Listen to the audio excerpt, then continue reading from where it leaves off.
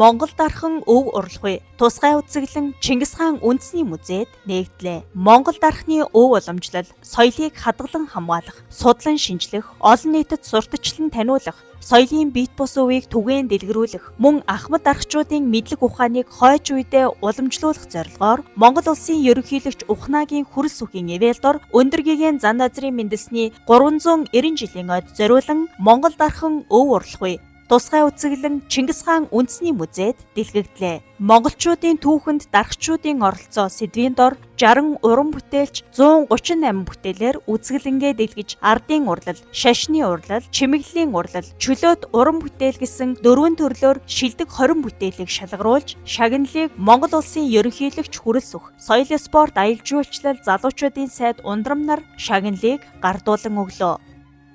Монгол дархны урлаг үндэсний өв соёлыг уламжлал шинжилгээг хослуулж, дархан хүний ур ухаан шингэсэн, давтагдшгүй хийцийг цогцлоон уралсан уран дархчдын шилдгийн шилдэг 4 бүтээлээр, шашны урлагийн цагаан дарих бүтээлээр зан азрын хийц, төрийн бус байгууллага, ардын урлагийн мөнгөн цараяга бүтээлээр уран дархан баяр сайхан, ардын урлагийн ган хит хутга бүтээлээр Бат Эрдэнэ, ардын урлагийн хүннүү имэйл бүтээлээр мөнгөн талс дурлан тус тус шалгарлаа.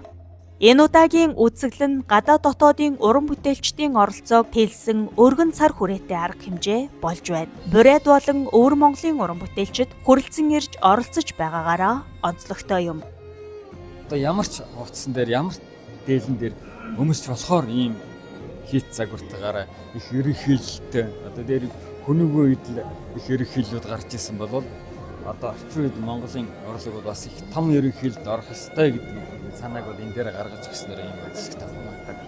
Монгол дархан үзэсгэлэнд оролцоод бүтээл маань шилдэг 4 бүтээлийн нэгээр шалгарч чадаад байгаа тулыг таатай байна. За манай хамт олон бол өмнө одоо Чингис хаан үндэсний музей дээр хүнүүгийн илт, Чингис хааны алтан илт, мөнгөн мод, за тэгэл нөгөө хазар худрах, өмөлтрийн чимэглэлч гэдэг юм ингээд олон бүтээлүүд хийсэн. Шинжний урлагийн шүүгчээр урилгаар орсон байгаа.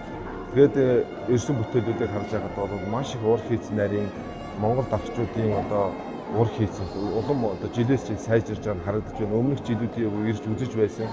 Тэгэд бол чанарын хувьд өшөө сайжирсан байна.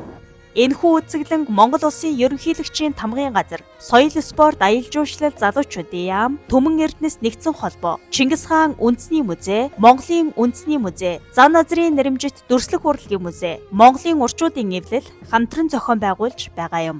Монгол дархан өв урлагүй тусгай үзэсгэлэн Чингис хаан үндэсний музейд 2025 оны 7 дугаар сарын 4-өөс 20-ны өдрүүдэд олон нийтэд үн төлбөргүй үйлчлэнэ.